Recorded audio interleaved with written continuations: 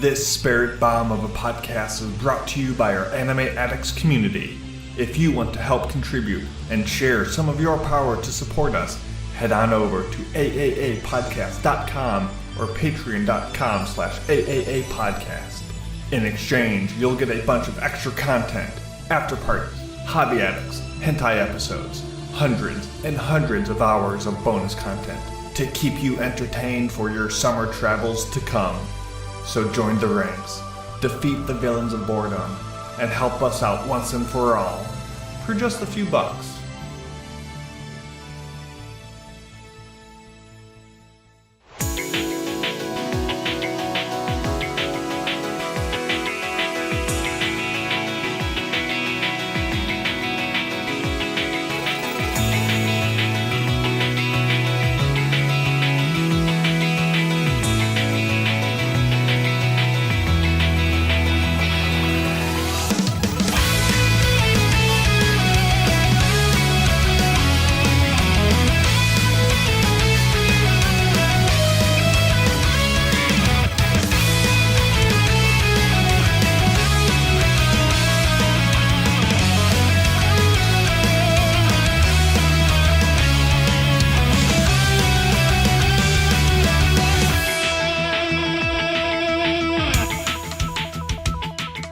Hello and welcome everyone to the 842nd episode of the Anime Addicts Anonymous Podcast. We have a full ship today, and I don't know who's the captain. We're all in the kitchen right now, just cooking up hot takes, unpopular opinions, and just sweet treats to delight your ear holes today. It is the last day, essentially, of August that we're recording this, and I can't believe the year is flying by. So how fitting for our main review today, which will be of Frieren Season 2. The time just keeps on slipping into the future. And with me today is Caroline, who is... Hello. Cleaned up her room substantially.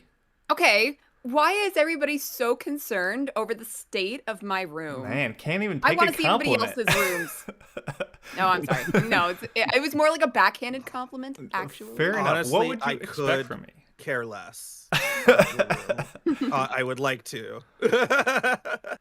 Well, I mean, I'm too much of a coward. That's why you see just the smallest little fraction of my room. Whereas Caroline lays it all out there. You get the full personality. And, I thought about doing it the way you do it, Mason, just having like a little corner. Nook. But I just don't want to push my desk into a random corner of the room, you know? Well, if you want to unironically enjoy the cleanliness of Caroline's room, head on over to Twitch and YouTube, where you can witness all of this in its shining, splendiferous glory. A room whose always is packed to the gills with goodness. We have Mr. Andrew, looking blue as always. I'm willing to record this podcast if you have a grimoire for me. What sort of spell can... would entice an Andrew? A spell that makes everyone say gorsh upon meeting you? That's good enough for me. Perfect. We got a deal. And finally, Perfect. We also have the otaku himself finally back on the podcast. After years of eluding me, he has returned. Yes, I have returned because somebody has to be Mason's compadre in hockey on this podcast, but I had to take a break from my life of crime fighting because I wanted to come and talk about Frieren with you guys. Oh, fantastic. I'm so excited for today. Conveniently omitting the Canadian. Excuse me. Sorry, we don't really consider Montreal competitive in this world, so we're just... Well, don't worry. I will tariff your apology at 50%. Oh, wow. Fine. Hey, I have a shipment coming in, and it's just gonna hurt. Anyway, enough about that. Let's get into our main episode today, which we have a lot of stuff to talk about. We have a hopefully fun main topic where we are going to compare shows that are similar, that came out at the same time, to see which one we think is superior, as well as, like I said, a review of Frieren Season 2. But more importantly, before we get to any of that, we have to get to revealing the final results of our listener choice poll from the summer of 2026. So if you don't know, we did a bunch of impressions. We picked 6 shows from that season we are going to review, and we left you, the listeners, in charge of deciding our fate on the last 3 reviews we do. And we put out the poll. You guys voted. Thank you very much for doing so. And here are the results. So we have 2 runners up, so these first 2 will not be getting a review. But starting us off, Number 5. Otaku, what is not making the cut? Well, as much as it pains me to say, number 5 is going to be not making the cut. Tanya the Evil season 2. Ooh. And yeah. Also, this one hurts both me and Andrew because we had a very passionate discussion about season 1. But unfortunately, if you want to key in number 4, Mason. Oh, yeah. I was going to say. Please. Number There we go. 4. There we go. Unfortunately, Andrew, Cleavage Test season 2 will not be getting a review. Oh, that's fine. I mean, that means I can watch it at my own pace and not have to delay the goodness anymore. Though I am surprised that it lost out to number 3. Number 3. Yeah, Andrew, who was on this one that failed Black Oh, Torch? I I feel like was, everybody was. Yeah, I- Black Torch. Black Torch is getting a review. and just At barely. 20%. I mean, as Otaku mentioned, Cleavage or Cleavage Test, as I also like to call it from now after hearing that, won by 1% of the vote. So just a couple And more then Tanya people. the Evil was 1% behind Cleavage Exactly. Test. It was so very close. close. It was actually one of the closer listener choices we've had in a while, I feel. Mhm. Like, any of these 4 shows, number 2 included, Yeah. were all really within percentage points of each other, which means Which voting is ridiculous important. because the quality of number 2 is just leaps and bounds beyond the ones Well, before, let's. but What do you feel about Black Torch? How does that make you feel? Are you it's excited? all right. It's carried by the cat for me, but I thought it was going to be much better than it was. Fair enough. Certainly Well, a show. I didn't is watch certainly it. a show. It sounded silly, and I was like, I had enough of this type of thing at the Yeah. time, so I didn't bother watching it even as like a pre-review. Also, I think this is like right in the middle of like right before convention season, right in the middle of convention season for me. So I was just like, I'm not gonna waste time on things I'm not even reviewing unless I'm interested in it. well, something that I believe a couple members of this cast will be excited to hear about. Number 2. Caroline, say it. Say it. Opposite season 2. Woo! We did it, Well done, Otaku. listeners. Air 5. Well done. Who Well failed done, this listeners. thing? You are all people of culture. We love you. Caroline and I will review it. But 23% of the vote, only 3% ahead. Black Torch. No. What were you guys thinking? Hey, we'll see how the scores end up. And finally, the last show that will be reviewed. Number 1. I don't think there's any surprise on this one with a commanding 43% of the vote. The Ghost in the Shell. It's here. It's back. Never left. And so those 3 shows, Ghost in the Shell, You and I, and Black Torch, will be joining A Witch's Life in Mongol, The World is Dancing, Yanni Neko, Goodbye Laura, The Cat and the Dragon, and Smoking Behind the Supermarket for our summer 2026 reviews. So, good job, everyone. Thanks for playing. If your favorite show didn't make it, well, you should have voted again and cheated the system. No, don't do that. As always, I'll tell you what, though. I was a little bit confused on the notes here because the choices were in opposite order. I did not put these in, but I figured it out. Who So, did it? Who messed things up for me? Mitz, but he thankfully put them in. So sorry, thank you, Mitz. Mitz. And if you were like, man, oh man, I wish I could have voted. I wish I could have been aware that such polls were happening. Well, guess what, buddy? They're going to happen again. And the best way to know is follow us at Discord. As you can also follow us on TikTok and Twitter and all that stuff. But just go to Discord. That's where everything comes through.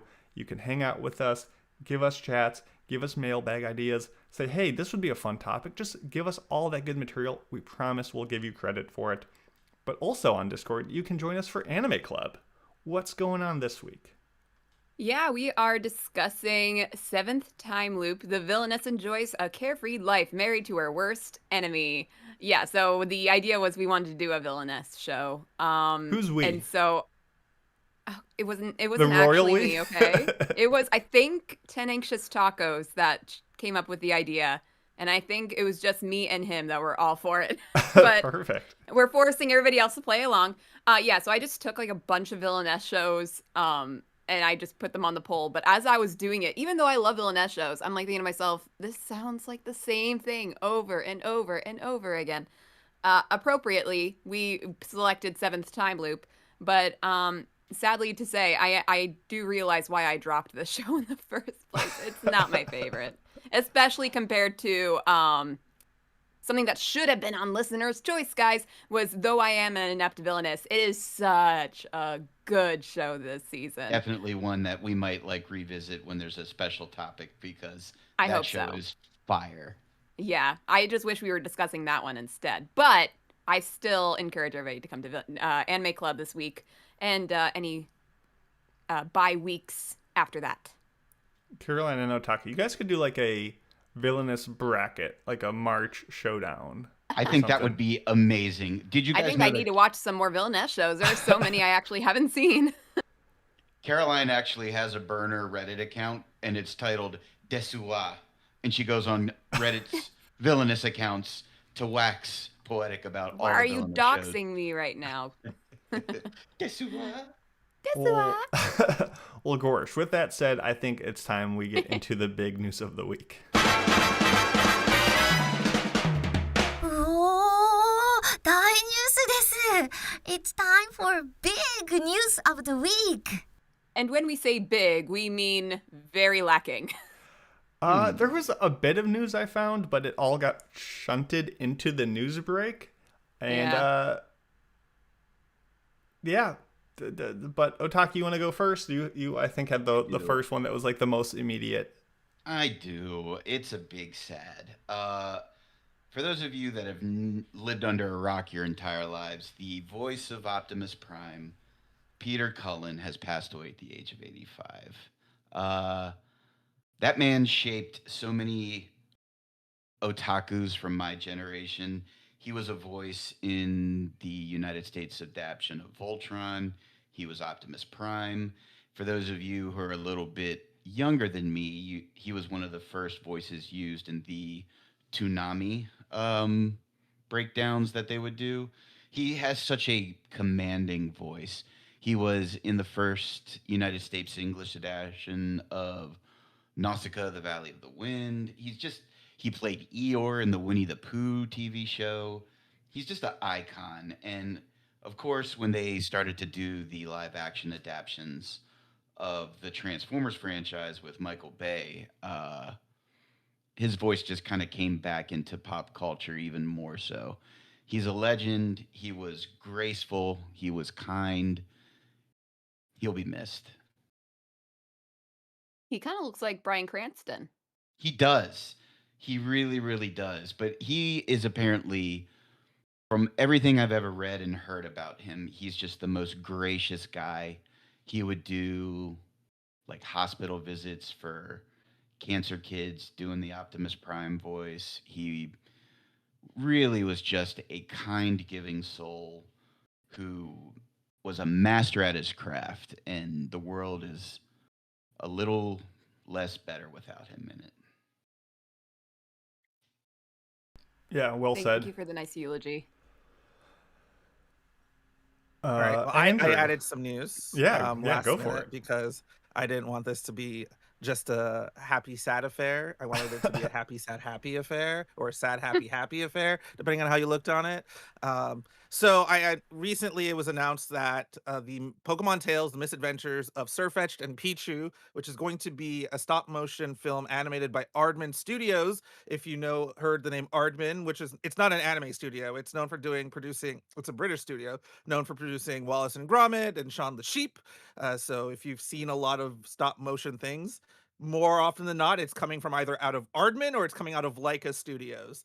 So this is and this one's going to be on Disney Plus in 2027. and this is part of a Pokemon Company International and a Disney Plus global distribution deal, which makes me happy.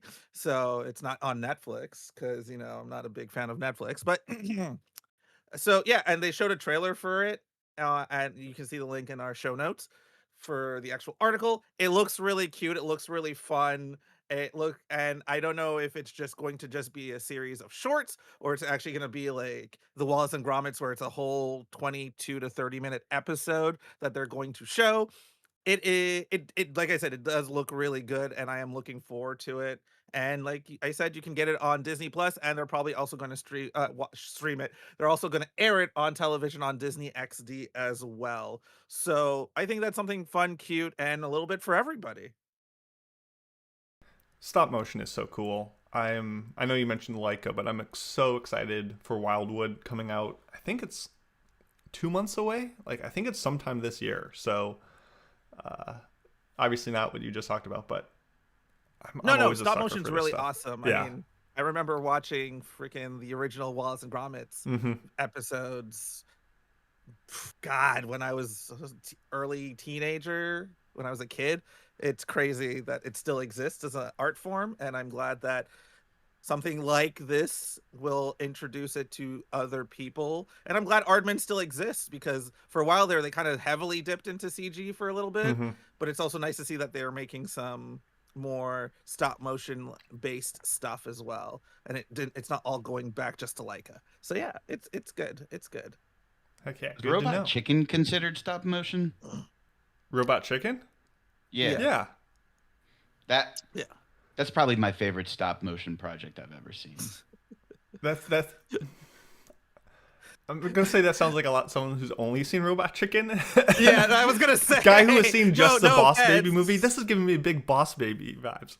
But that's a fair point, I get it. It's a lot of fun stuff, and they did do a lot of craziness. And Robot Chicken is indeed awesome. So all good, all good. I'm gonna dive into Leica at some point. Yeah, 'cause you I've go seen, watch I don't think, Kubo many of and their just works. have your brain blown. But yeah, let's jump on over to our main topic, if there's no other big news, which is comparable concurrent, is the snappy alliteration name I came up with it. But essentially, this was inspired by the fact that last week on the podcast we reviewed Witch Hat Atelier, and now we're reviewing Frieren. I'm like, these shows are kind of similar-ish, and they came out around the same time, so wouldn't it be fun to look back across the decades of anime and find shows that were kind of similar in what they're bringing to the table and were coming out either at the same time or in the ballpark of each other, and try to see which one we think is better, whether we think it's just a better show, whether it had a better cultural impact, whether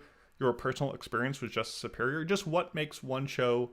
We're just spitting shows against each other, and we'll see how it goes. So I came up with some examples. I have not posted them on the sheet yet, because every time I do, I post everything early, and then Caroline complains that I took all the good ones. So I have No, I do not. kept them in my back pocket, and we will reveal them as we go. And I feel like some of you guys have picked some interesting shows compared to what I did. So we'll run through them. We're just going to take turns. We'll all discuss it as a team. We'll make a final judgment call. If we are really deadlocked, people in the chat, let us know, and guys can be the tiebreaker. But does anyone have an example that they really want to get us kicked off with, that you're really proud of? Should we kick it off with the example you gave us to kind of Sure, get we us might as started? well. So the one I gave in the Discord when I lobbied for this idea was Code Geass and Death Note. Now, these shows came out within 2 days of each other, October That's 4th insane. and October 6th on 2006 respectively, which, first of all, 20 years, god damn. Second of all, I don't think I ever really realized that these are coming out at the same time. Like, that's so cool to me. They don't even seem like they're from the same era. But that said, they both kind of feature this smart boy who is gifted immense power. You kind of get this moral decline of their character, kind of edgy, kind of interesting endings, especially in the second half of their shows. Code Geass had season 2. Death Note had its, post-events. But which show do we think reigns supreme? Who wants to make the starting lobby of argument. Well, I'll just say that because I have not seen Code Geass, so I can't exactly Jibun, make a whoa! I can't make a fair comparison, but just based on the memes I see all the time, I see Death Note memed far more than Code Geass. Counterpoint. Death Note anime resulted in Death Note live action movie, and therefore it should get point stocked. But I think the J dramas are pretty good from what I've heard. Also, I think people canonically take the second movie's ending as the canonical ending. So I don't know if it neutrals. I mean, I'm gonna vie for Code Geass here because Pizza Hut supports the revolution as always, and I support the revolution through Pizza Hut, aka I eat pizza like once every couple of years. And if we're only looking at season 1. Or are we looking at season 1 and 2 combined? I was just looking at season 1, but you can make okay, whatever argument you want. No, season 1. If we're looking at just season 1, it easily clears Death Note. There's mechas, there's manipulation, there's crazy, not assassinations, crazy murders. There's some G-side happening. It's all kind of messed up, and it all kind of wraps up pretty well. I feel. If you take out the emo boy aspect out of Death Note, and you take the emo boy aspect out of Code Geass, there's still a lot left to Code Geass than there is to Death Note. I had a feeling Andrew was going to side with Code Geass because, big giant robots and Gundam very, very like each other. But I think Code Geass is, as just a story, a superior product. Because it combines a lot of different elements that I don't think... Death Note is very... I'm not going to say bland, because it's not. But you've got political intrigue, like Andrew said, genocide, you have mysticism. There's just a lot more to the totality of Code Geass than there is to Death Note. And it's yielded, I feel, a lot better future products. I don't know if anybody watched the Code Geass show that came out on Hulu or Disney Plus, but between the movies, more episodes, I think Code Geass just on the surface is a better product. But I don't think it can touch the number of Death Note memes. That's for damn sure.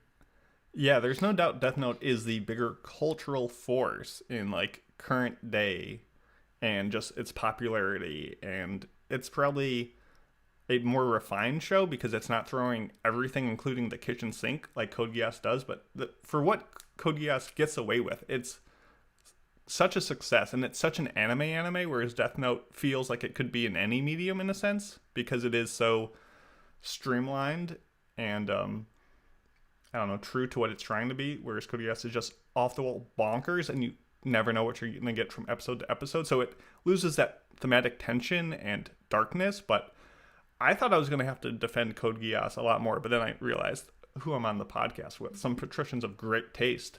So yeah, I think we're knocking Death Note off. Not to say we don't appreciate its memes, but wow, surprise, an upset from the get-go. Well, now that we've made people angry, any closing thoughts, or do we want to try a different one? We should do a different one. Perfect. Yeah. Well, we can run through these pretty quickly. Who wants to go next? Caroline, go ahead. Oh, okay. First on my list, Tokyo Ghoul versus Parasite the Maxim. So Tokyo Ghoul came out July 4th, 2014. Parasite came out in October 9th, 2014. So just a few months from each other. Mm-hmm. Both edgy, both gory, both you have like this demon inside of you, both you're kind of half like in two places at once with the humans and with the demonic beings, whatever we're going to be calling them, the aliens or the ghouls, and trying to struggle with that dynamic. It's got that body horror. Body horror, indeed. Body horror, mutilation of the self and the mind and what it represents. Oh, they're both so similar, and they're both pretty good. I'm only going to look at first season of Tokyo Ghoul. There's no...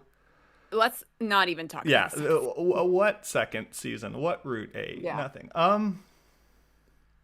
I feel like you guys did Parasite the Maxim not too long ago for Anime Club, right? That was maybe a year or two ago. I felt like the consensus I heard from that discussion, and I hadn't rewatched it for that Anime Club, but it felt like Parasite was such a time of its place. Like, it was really great when it came out, but like now with 12 years of hindsight, maybe it doesn't hold up as well as we thought it did. Well, But I still like it. It comes down to the fact that the beginning is so strong. It is. And while I'm watching, I'm like, oh my God, why does nobody talk about this show more? And then by the end, it falls off to the point where it's like, yeah, yeah. the first half is worth watching, but at that point, you just cut it off and not bother with the second half. Yeah, and that's where, despite that drop off, I still think the first part of Parasite overshadows what Tokyo Ghoul is bringing to the table. Tokyo Ghoul is more just, let's get everyone in high school just wearing the merch and being edgy about it. And I don't know, it just felt like Parasite had a bit more to say, and I liked its metaphor use a bit more. But Otaku, I saw you nodding your head. Tell me why I'm right.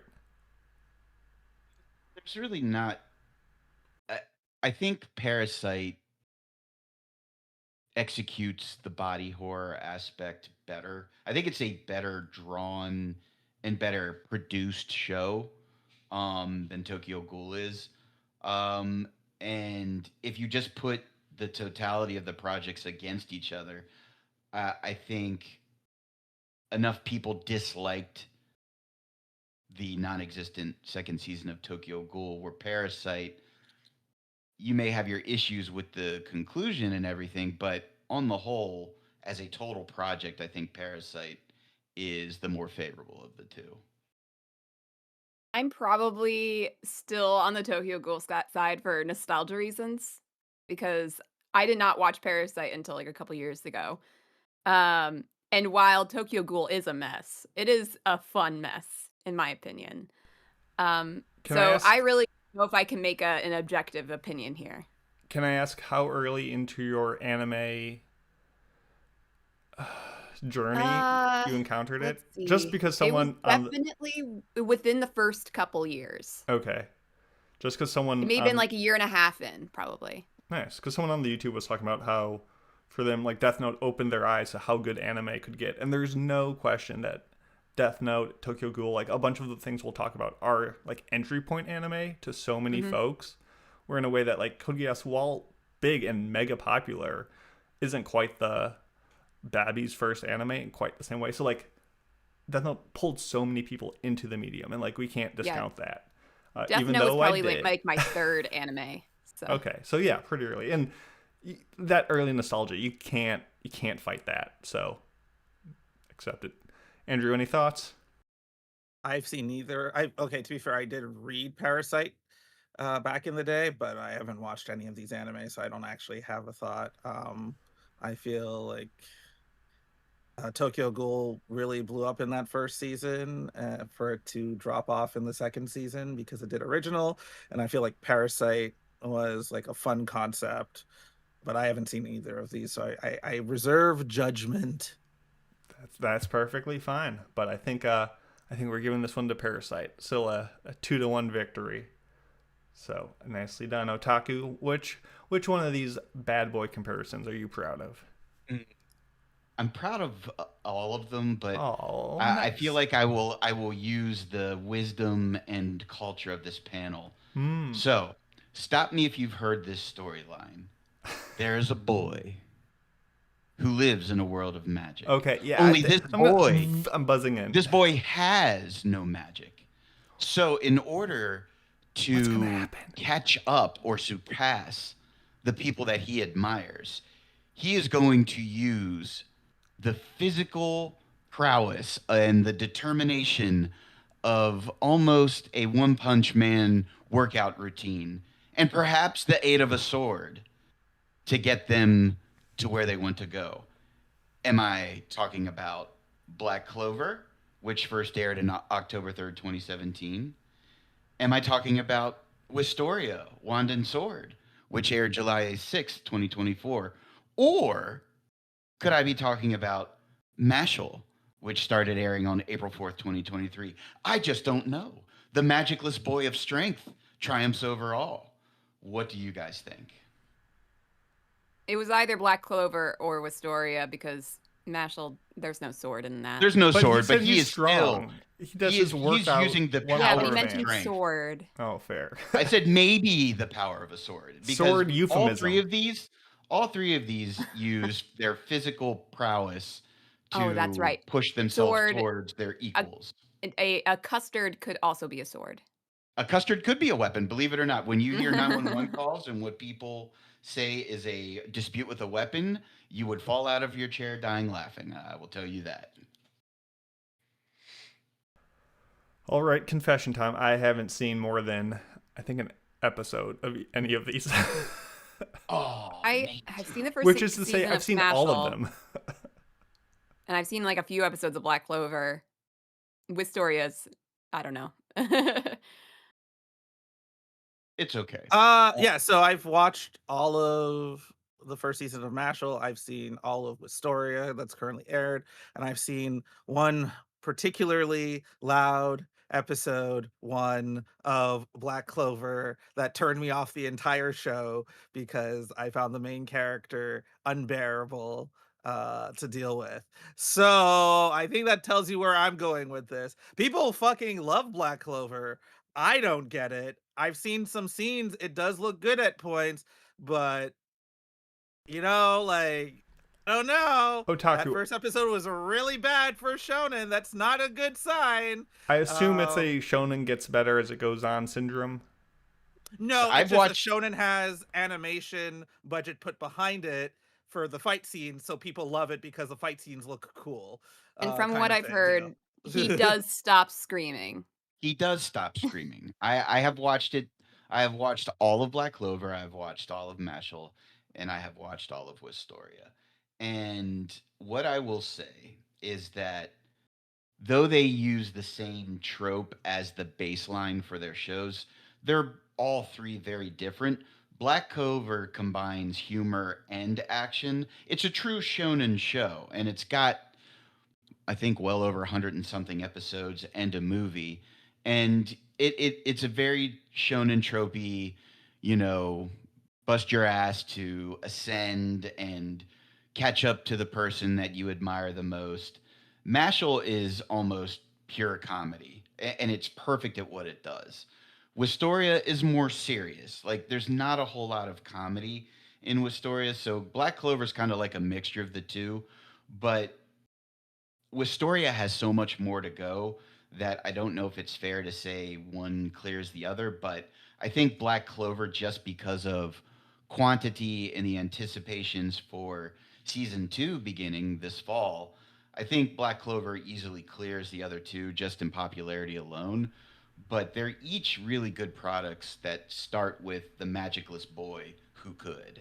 None of them are bad shows, but I think if we're giving it a winner chicken dinner, it probably falls to Black Clover.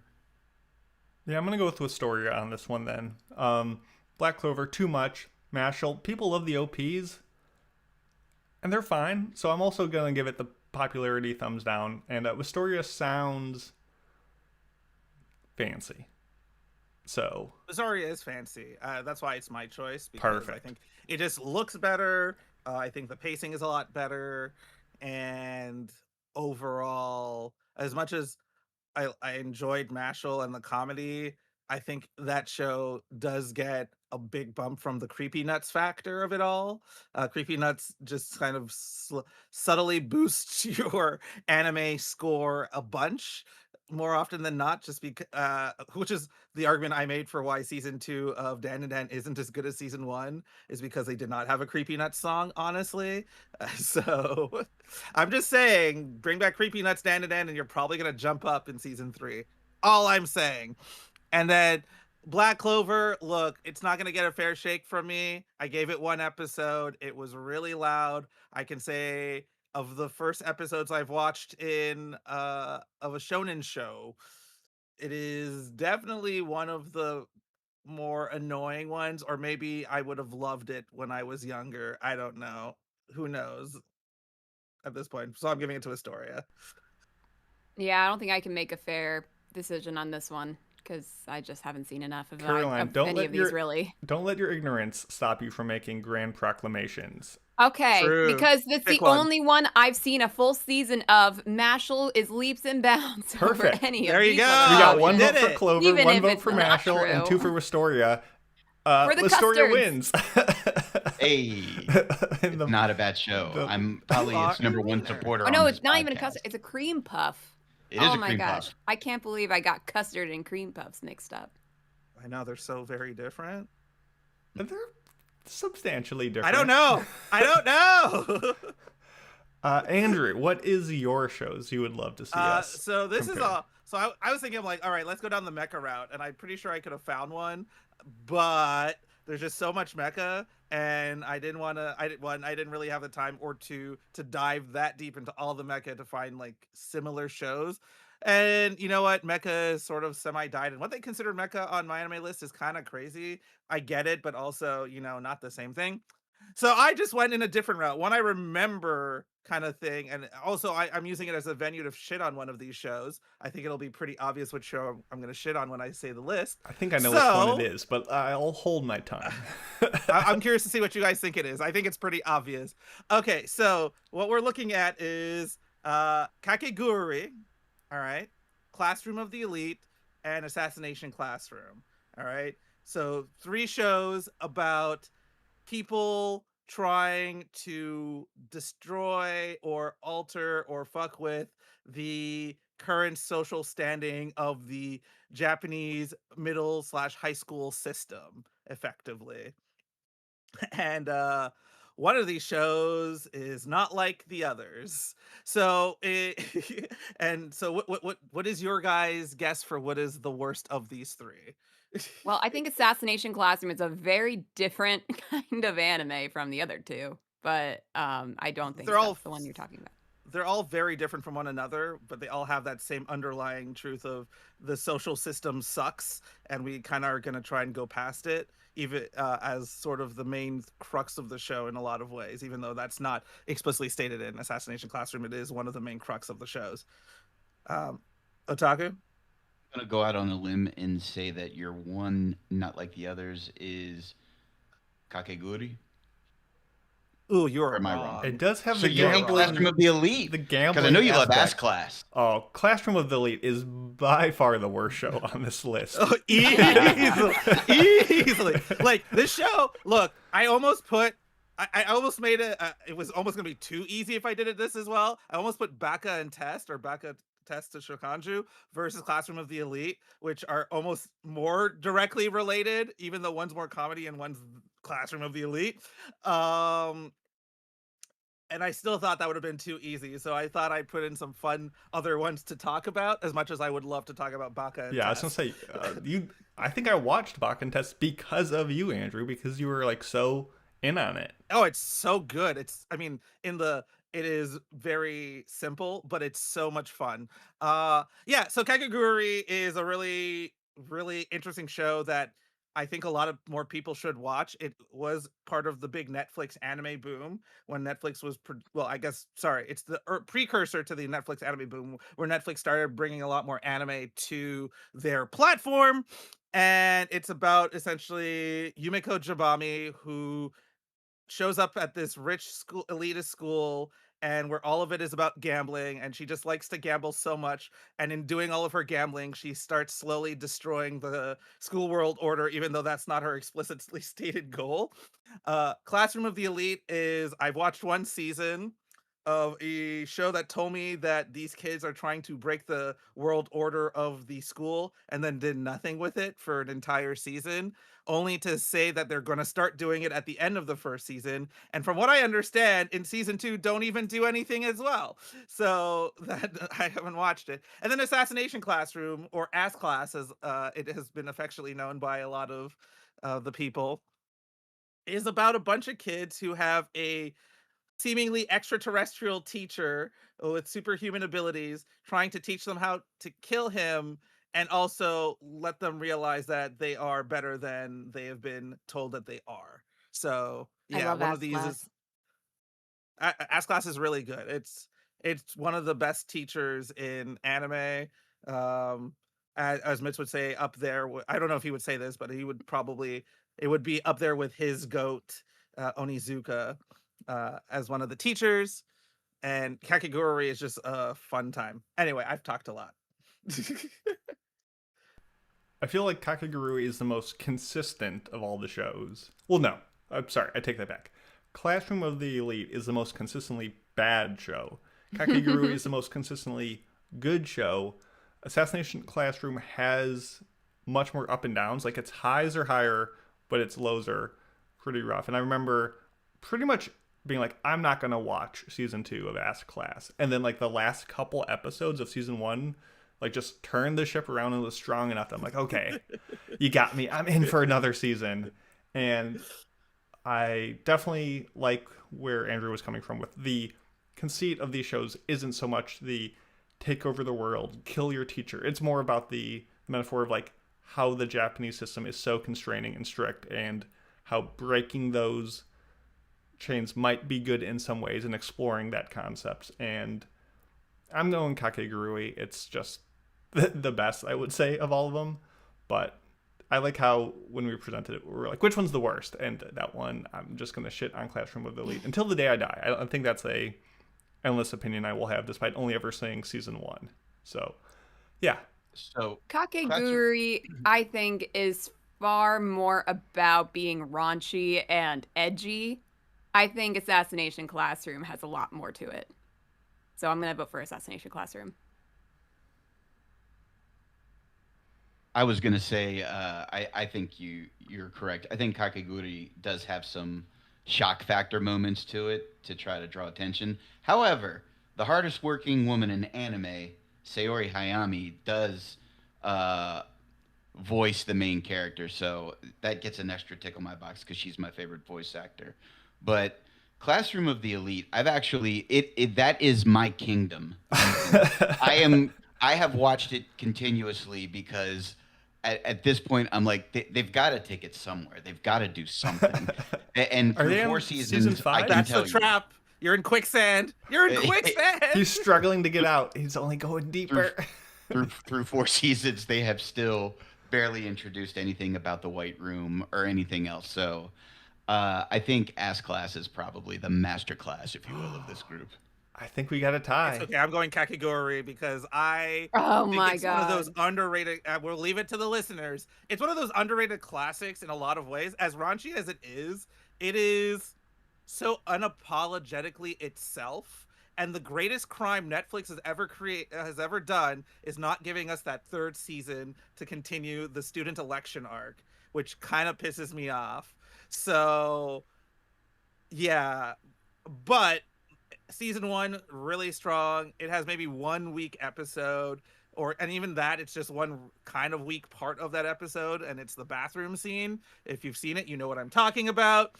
And Ass Class is fun. It has a really great ending. Season 1 is very much a up and down, like Mason said. I think consistently, and also even animation wise, I think Kakegurui is just consistently really well animated. Back when Netflix was actually spending money to make shows decent. So yeah, I'm giving it to Kakegurui. So listeners, it is up to you to help us decide.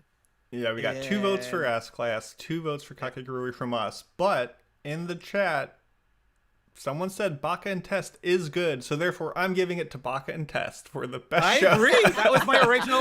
That was my original one, but it felt like it was.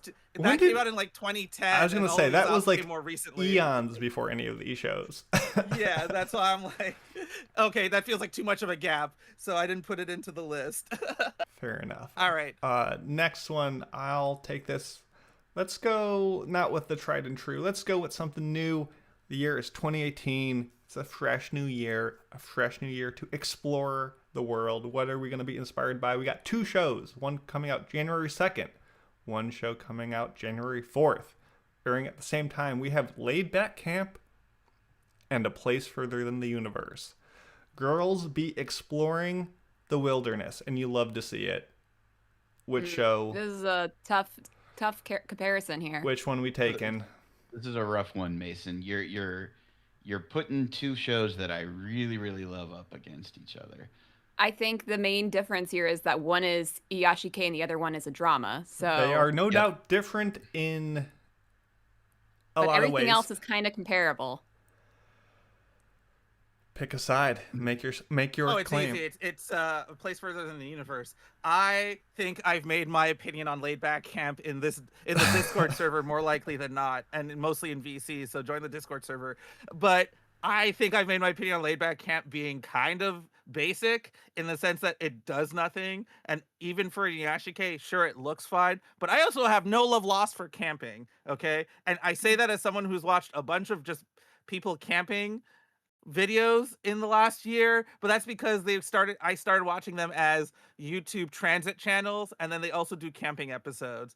And I don't hate the camping episodes, but I also kind of hate the camping episodes, and I'm always glad when they go back to a transit episode.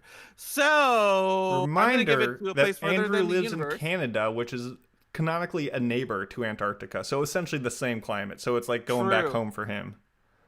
And also, I'm going to give it a point to it because I don't know if Mason remembers this, but there is an Easter egg, sort of secret hidden gem out there that I don't think nobody in the current Discord has access to of Yes. the mods Yep. of the early days of the Discord server doing a recreation of the Place of further than the universe opening OP. to a place further than the universe. So that's why it gets my vote. I watched it recently. It's so stupid and so much fun. Wait, can you believe it can you send that to me, No. please? No. What?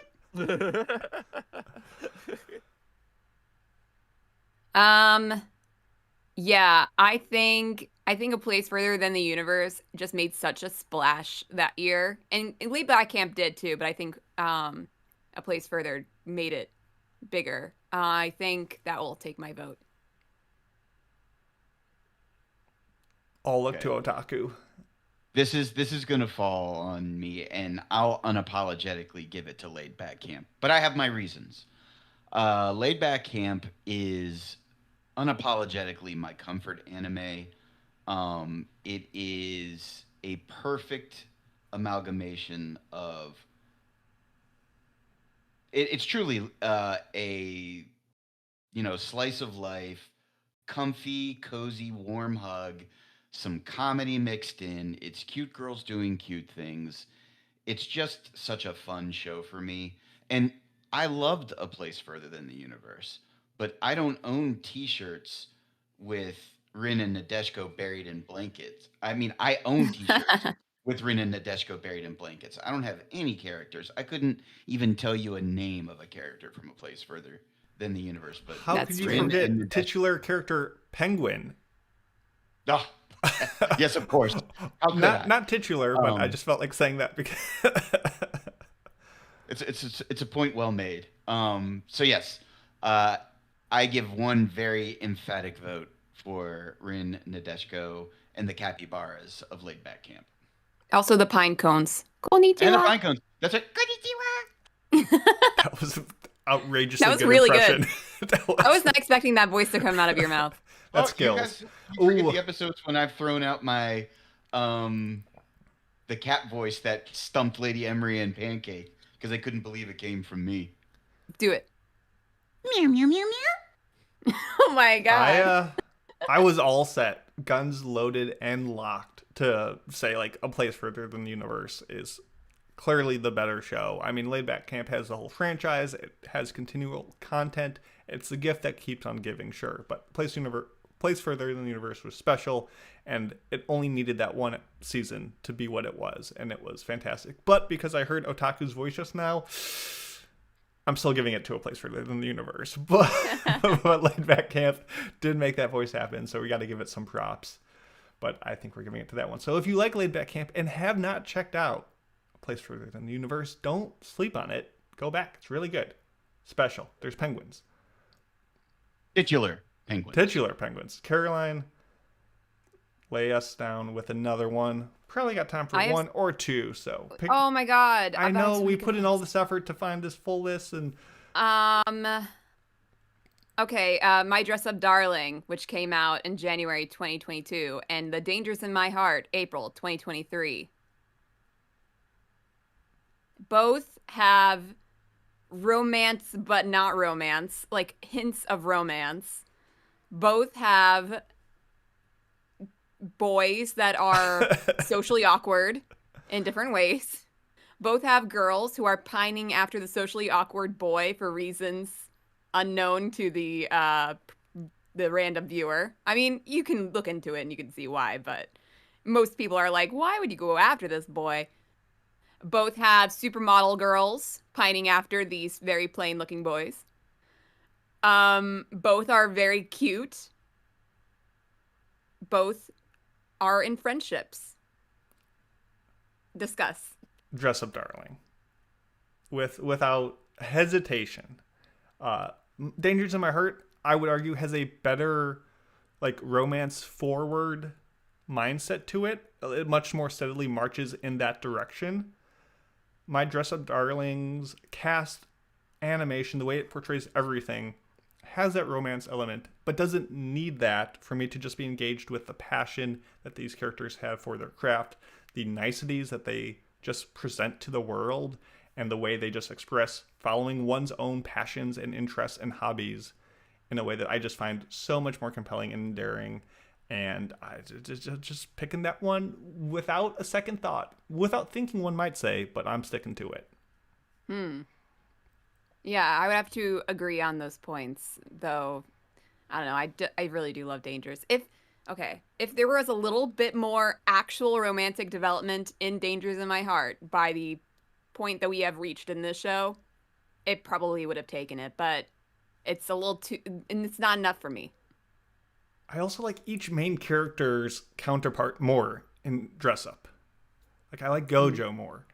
I like what's her face more. Marin. I don't know. I'll let other people talk. I haven't seen any of these shows, so I hold both of these. Stop it. I hold both of these very close to my romance anime top 10. So The Dangers in My Heart has a lot of raw honesty as far as like what are middle school boys really thinking when they're going through those early years of puberty and you're first starting taking interest in girls. Yes, you have a child that wants to kill his entire class to start the show. There's that. I guess because they both kind of toe the lines between romance and slight ecchi. My Dress Up Darling feels a little less creepy because it's a high school romance instead of a middle school romance. And the objectification of the main female in Dangers in My Heart, I'm like, you guys know she's like 13, right? Yeah. Okay. Yeah. So I will say, though, I really, really like both couples' chemistry. I really like the direction that their romances take. The shows stand on their own in the strengths of both of their love stories. But I think Mason really hit the nail on the head that My Dress Up Darling really embraces love what you love. You know, be it a hobby or a person, whatever it is that you are passionate about, that's okay. And enjoy it. Whereas Dangers in My Heart is more two middle schoolers trying to fumble their way through figuring stuff out. And oh, by the way, one happens to be a serial killer. Is that what you're about to say? Yes. One happens to be a serial killer. One happens to be a supermodel. That's why Caroline loves it. Yeah, that's fair. However, yeah, that's why I we've love all it. been there. Great That's not shows. why I love it. They are both great shows, but I got to give it to My Dress Up Darling. Yeah, I agree. My Dress Up Darling takes it then. You did raise a good point, though, that The Dangers in My Heart does offer a more realistic and grounded aspect in some ways of getting into that mindset and headspace of a middle schooler figuring out themselves and their future and romance and stuff. So yeah, I'm going to have to give it to Ore Monogatari. Still the best romance around, baby. Let's see. Otaku, let's do one more. I got you. I think this is probably the best comparison. So these two shows aired within one season of each other back in 2016. They are both iconic franchises. They both use the basis of random boy in Japan teleported to another world, somehow acquires a harem of different women, hijinks ensue. Yes, of course, I'm talking about ReZero versus Konosuba. Two shows that are so alike that they are thrown together in a spin off joke show called Isekai Quartet. So, I am an unapologetic fan of both franchises. I think you could argue that one is majority comedy, where one is a lot more action, but they both mix elements of humor with magic and all kinds of craziness. So I want to hear what you guys have to say. ReZero versus Konosuba. I look upon see. otaku's intricately made machinery in comparing these two shows, and I glance over the edge and I see all its inner workings, and from my pocket falls the smallest of wrenches, and wonders what if we added "Is it wrong to pick up girls in a dungeon" to this comparison? Is that show fitting? I haven't seen it, but I feel like that's like No, more because it's not an comedy isekai. Yeah, it's not alongside an Konosuba isekai. in the fantasy world. But you are right. I It is got you. not the isekai component. So we will leave it out of it. Oh boy.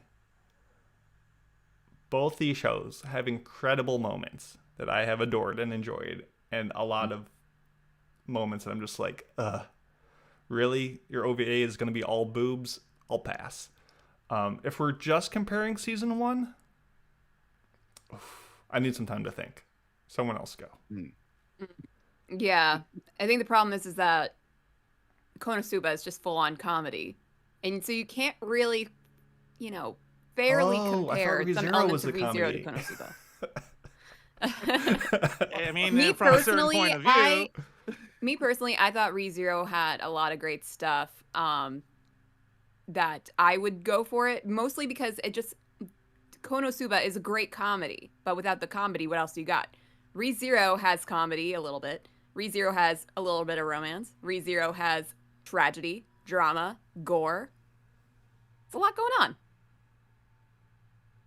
I think some people would argue that to do great comedy is actually more challenging than to do decent drama. And in this particular case, I would say I enjoyed ReZero, even when you get past that really terrible episode 17 where they're just him and Rem talking for the entire episode. I say it's terrible. It's like everyone's favorite episode. It's fine. Uh, Konosuba did something that surprised me, and I'm not the easiest person to surprise when it comes to anime. And it was actually funny and not just crass. And comedy, while being crass at times, was intentional in a way that caught me off guard enough. There's an episode where the main character's thieving ability steals panties, and I remember not being the most offended in that episode, which is crazy because these are all terrible people and they don't get good things happening to them because they're terrible. They have good and bad things happening to them. It's like watching It's Always Sunny in Philadelphia, except for they're not as terrible as those guys. But it's not like anything because So yeah, I'm gonna I did enjoy ReZero season 1 a lot. I haven't seen anything past season 1. I think there's a lot of good moments in it, but I think I'm gonna give it to Konosuba just because it it did comedy with some etchy in a way that did not offend me, and so I'll give it to it for that. Caroline, what are you going with? I'm going with ReZero. Otaku, what's your pick? I love both of these franchises so much. I went and saw the Konosuba movie in theaters. It has made me laugh out loud more times than I can count. Um, but ReZero, I am still actively watching the new episodes. ReZero is if you don't like Groundhog Day type stuff, then ReZero is not going to be for you. But Caroline made a very good point that ReZero brings in a whole lot of different elements to make it what it is. Konosuba is, at the crux of it, a comedy magical show, and it executes flawlessly. So, just on pure quality, I will also go ReZero, just because it is the objectively better written show. But don't sleep on Konosuba. If you haven't watched it, you will laugh out loud. Please give it a chance. But ReZero is my vote. If it was a Konosuba movie, I think Konosuba wins. I don't know, it's just so hard to separate ReZero from everything that came after it, for better or worse. So I'll go with ReZero if I had to pick one. Because I love bunnies killing people. Oh, it's so funny. That's comedy, baby. So ReZero, it wins, but it was a close one. This was a good comparison. Closer than I would thought, considering. Quick sidebar question though. Yeah. Who's got the stronger harem, Subaru, or Excuse me, I'm about to sneeze. He's gonna do it. Sorry. Well, to answer your question. Well, is he gonna say the who's got person the stronger ReZero? Yeah, I mean it's easily Subaru because not Subaru. Sorry, no, it's not Subaru. It's the other one with the Konosuba guy. What's his name? I'm drawing a brain fart. Anyway, the Konosuba guy, because Subaru has a lolly. Actually, I think he has several lollies in his harem, and so that disqualifies him for me. But the other guy has like actual insane people on his squad. But no lollies, so. Well, the question is, so Kazuma is the name you're thinking of. Kazuma, that's what Konosuba. Is a harem the characters you surround yourself with, or the characters you surround yourself with that have some attraction to you? Because Konosuba has, the party of all ladies, which clears Subaru by just like proportions, but like none of them actually like him, like in any kind of romantic way, which makes his pseudo advances that much funnier. How are we defining harem? Or is this a topic for another day? Maybe it'll be a topic for another day. But if you progress with the light novels, things happen. That would probably change your mind on that.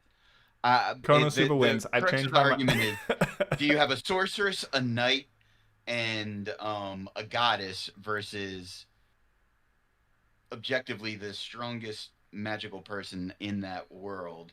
Megumin. And two ogre sisters who can crush things. So it's just like it's an interesting argument that maybe for another day. But different. Same, correct, but different. Kind of the whole point of the podcast. I think that's a whole main topic idea. We'll put that on the vision board. What anime squads versus? No, best harems. Oh, I thought we were talking about who would win in a fight.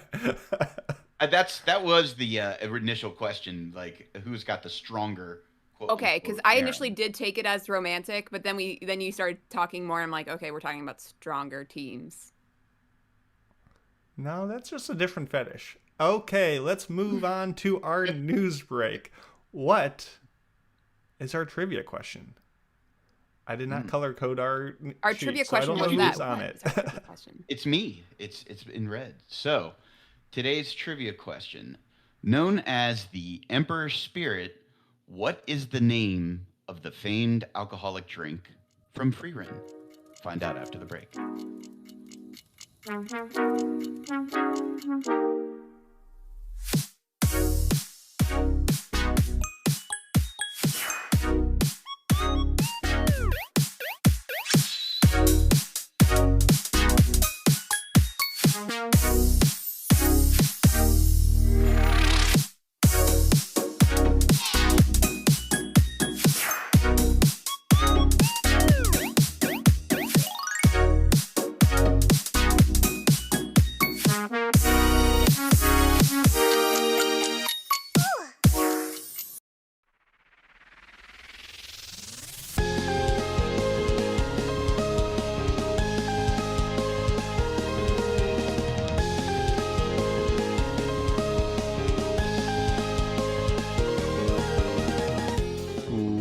Welcome into your news break for episode 842 of the podcast. First off, for Dragon Ball fans who want their hair to be as spiky as their favorite protagonist, France and Saudi Arabia have agreed to a $7 billion theme park deal. Now, this consists of 3 separate parks, one of which is said to be a Dragon Ball Z inspired theme. This park will be located in the, and forgive me for the mispronunciation no doubt, Cergy-Pontoise, a town approximately 45 minutes northwest of downtown Paris. And all we really know at this point is that it has been greenlit, so still probably quite a few years off, but nonetheless something to get excited about if you are a fan of coasters and Dragon Ball Z, so get excited. If you are a fan of the Persona franchise and want something more immediate to do, in honor of the 30th anniversary of the series, the Aniplex USA YouTube channel is now streaming all 4 Persona 3 movies, and these movies cover the entire game's storyline and events, just condenses it down a little bit, so if you've never checked out this series, this is a perfect way to start if you want. All 4 films are available in Japanese with English subtitles. They have said that this is available for a limited time, but did not state on how limited said time is, so don't put it off if you want. So if you're located anywhere in North America, Central America, South America, UK, Ireland, South Africa, Australia, and New Zealand, these should be available for you as of now, but maybe not now. So get on that. Next up, if there's some entertainment that you are looking to do that might not also be around in the future, Nintendo is listing that Crunchyroll's service on the Nintendo Switch will be discontinued on October 30th, 2026. The company has stated those who already have the app for the Switch will be able to continue to use it until that date, and that there is still no currently available service for the Nintendo Switch 2 console, as it does not support video on demand services, affecting not just Crunchyroll but other video applications as well. And it does not have any plans to bring that service to the Nintendo Switch 2 in the future. I don't know how many folks use the Switch for their Crunchyroll watching, but heads up that your time is limited on that platform as well, unless something is done moving forward. So, just an FYI, Switch fans, find another way of watching, I guess. And finally, returning to the Dragon Ball Z theme park thing from the top of the news break, it looks like they're already running into some small issues, such as actually getting the rights to the Dragon Ball franchise to use in this theme park. So maybe cool your jets on being excited for the time being. I know that France is the second largest consumer of manga, so there probably is a huge audience there, and it makes sense for it to be there. But as far as what we've heard about Japanese IPs, especially with it being split across Toriyama's Bird Studio, Shueisha, the publisher of the manga, and everyone else who has a hand in the pot, this might be a little more turbulent than we thought. So, fans of Dragon Ball Z, you might have to wait even longer than you anticipated, but you're Dragon Ball fans, you are used to that. But anyway, with that, that will do it for the news break for episode 842, and now let's return to the podcast.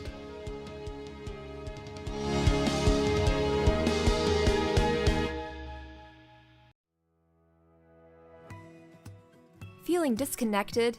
Struggling with boredom? Have your weekends become a never-ending loop of meh? You may be suffering from neurological onset of restless malaise with interest erosion, or normie for short. And you are not alone. When life loses its spark, traditional methods may fall short. That's why there's the Anime Addicts Anonymous Podcast, the revolutionary anime podcast designed to reignite your anime passion. I'm the Raggedy Doctor, board-certified anime physician, and I'm here to tell you about the AAA Podcast. It harnesses the power of narrative and fandom engagement to combat the emotional blunting seen in normie syndrome. Its interactive format encourages listeners to reconnect with complex characters and compelling stories. Several double-blinded, randomized controlled trials have proven that the AAA podcast has better efficacy and selectivity than other similar products. Listeners report improved mood, renewed motivation, and a growing sense of community, particularly when employing the adjunct therapy of joining the Discord. Chronic sufferers may require additional treatment with after-parties, hobby addicts, or hentai episodes available with Patreon membership. 10 out of 10 Raggedy Doctors recommend the Anime Addicts Anonymous Podcast. Download the Anime Addicts Anonymous Podcast today on your favorite podcast platform. Your first step toward breaking free from normie syndrome. The Anime Addicts Anonymous Podcast may cause sudden bursts of laughter, deep emotional reflection, and erectile dysfunction. Not recommended for use around small children. Talk to your raggedy doctor to decide if the Anime Addicts Anonymous Podcast is right for you.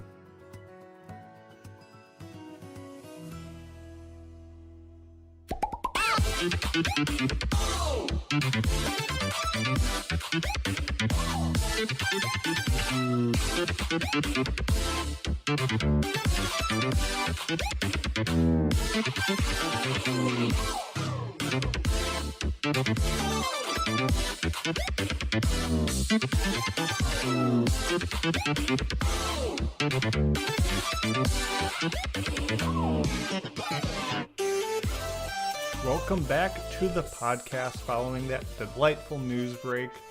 I can't cut off that music so soon. It's just too poppin'. We love to hear it. When we last left you, we had a in-show weekly trivia question. Known as the Emperor's Spirit, what is the name of the famed alcoholic drink from Frieren?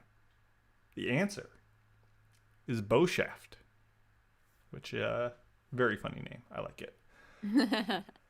Let's see. We have a mailbag, and if you would like to leave a mailbag, head on over to AAAPodcast.com and do the dance, because it's what we do. It's time for an almighty anime mailbag. Anime. Mailbag. Yes, today's mailbag is from Wiener Worm. Hey, AAA, Nice. Anime openings and endings rightfully get a lot of love for how good they are, but I find insert songs to be really underappreciated. Some standouts to me are Tabidachi no Uta from the climax of Assassination Classroom, Shade of Love from Blue Box, Light of Life from Apothecary Diaries, Lost Shine, and A Shining Silhouette, both from Uma Musume Season 3. What are some of your favorite insert songs or ones that you find super memorable? Thanks. Mason, what do you got? Yeah, so this could be its own topic. I could just talk about insert songs for hours, but I won't. Without much thinking, these came to my mind before my body is dry, aka Don't Lose Your Way from Kill la Kill, Rock Over Japan from Penguin Drum. Penguin Drum actually has a ton of fantastic insert songs to check out if you like them. Little Busters from Fooly Cooly, but reflecting on the ones you listed, Mr. Worm, in your mailbag, or Mrs. Worm, I don't know, all my suggestions are kind of hype, transformation sequences, end of battle, climax type stuff, not big emotional or more subdued stuff. So to compromise, the one I'm going to recommend to you is shout out the excellent movie Ongaku, Our Sound. There's a kind of acoustic ballad called Kimi no Yokago, and it's just a breath of fresh air. It's so delightful in the context of the movie, and it's just like performed diegetically by characters in the thing, because it's kind of like a band anime, and it's really good, and I love it, and I listen to it by itself, and it slaps. It's pretty cool, so check it out. I put a link in our show notes to click on it, and it takes you right to the YouTube video, so if you want to check those out, as well as all of the other comparisons for the main topic that we didn't get to, make sure you pay a couple extra buckaroonies and you get that on top of bonus content. Anyway, sorry, mid plug over. Andrew, what's your favorites? Okay, so when it was like insert songs, like you said, a lot of them happen during hype, super emotional moments more often than not. So some of those the first one that came to mind was, I think, easily one of the most well known for like one of the longest times, which is God Knows from The Melancholy of Suzumiya Haruhi. The amount of covers that existed for this back in the day, up until like maybe not recently, and with it being almost at its, I think, on its 20th year anniversary at the time right now, I mean, you're seeing some Haruhi comeback. But yeah, God Knows, great song, great moment, kind of comes out of nowhere in the middle of that episode, really great. And Kids like these days do not don't know. realize how big of a force Haruhi was. God knows this, yeah. Yeah. And like Mason said, this could be an entire episode on its own. So I'm just gonna scroll through this. Braveheart from Digimon. It's one of the evolution songs. Really good song, very hyped. It's a little subdued, but it grows and it really goes with the whole point of that they're digivolving now. And then I said any song from any of the Macross franchises, because they're all insert songs that are really fun and vary from either very emotional and soft and like a love ballad to very hype, super poppy songs that happen also sometimes, unusually actually, during battles. So I would say, yeah, any of the Macross songs essentially are really great insert songs. Yeah. Otaku. Okay. So I know that you all have lists that could go for days. So I decided to focus on probably the one that left the strongest impression for me, and this is in all my years of watching anime. It's gonna be the song "Kamado Tanjiro no Uta" from Demon Slayer season 1, episode 19. Um, it was the moment towards the end of the episode where Tanjiro uses the fire for the first time. Nezuko speaks for the first time, uses her blood demon art for the first time. Uh, and the combination between the moment, the song, and what's taking place is just chef's kiss, top tier, 10 out of 10. Can't recommend that particular song in that moment enough. I really don't. 10 out of 10, no notes. I can't really argue any better insert song than that for me. Pretty good. Yeah. I have a lot of stuff on my list, but these are just like the ones that I can point out and remember the names to. Yeah, again, this could be like a whole topic. But one of them being Theme of Mitsuha from Your Name and LIT from A Silent Voice. I love those. And there's a lot from Attack on Titan. Just so many really good songs like Barricades. I'm not sure if I'm pronouncing this correctly, but Baklotse, The Reluctant Heroes, and Counterattack Mankind. Some of those being on my gym playlist. And those being the most pronounceable of all of Sawano type music, because yes, obviously he also did the Kill la Kill soundtrack, so that also has a ton of insert songs, but random gibberish most of the time. Yeah, he loves the gibberish. And I know it's not anime, but I gotta shout it out because I love the soundtrack to Avatar: The Last Airbender. So, shouting out to Agni Kai, Into the Nighttime Sky, and Peace. And again, just a lot more, but we'll leave it at that. Yeah, it should be a whole topic, but then you'd want to play the songs and then the copyright issues. So exactly do that. Oh, and one more, but I forgot the name of it. It's from Shield Hero, and it's this like really slow song and had some sort of foreign singer. I think it was like some sort of Norwegian or Swedish or whatever that the song was in. And that one was really good, but I can't remember the name of it. Neat. I think the whole soundtrack was done by a Swedish guy. I forget his name as well. I think it's Kevin Penkin, wasn't it? For the first seasons? Penkin Shield sounds Hero? Swedish. I think he's Australian. I don't think he's Swedish, but I think he got some sort of foreign singer to do it. I'm looking it up. Look it up. Anyway, he's British-born Australian. Ew. Yes, it was Kevin Penkin. Yeah, I was right. So what are we reviewing this week? Let's do our main topic. Frieren, Beyond Journey's End, Season 2, little anime. You might have heard of it. Otaku, do you want to talk this or you want me to do the intro? No, I'll talk about it. Perfect. So you can watch this on multiple platforms, Crunchyroll being the main one. Who picked this? Well, this was a listener's choice, which was failed by Caroline and Lady Emery. Boo. Okay.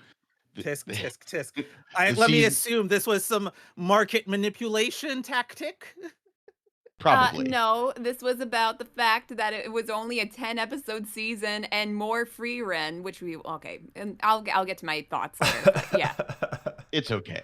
So if you don't know what Frieren is about, Frieren is an elven mage and her party of adventurers continue their quest north to revisit the resting place of her former friends. They encounter multiple towns, enemies, and side quests along the way. Hence, the journey. This is done by Studio Madhouse. The source material is a manga.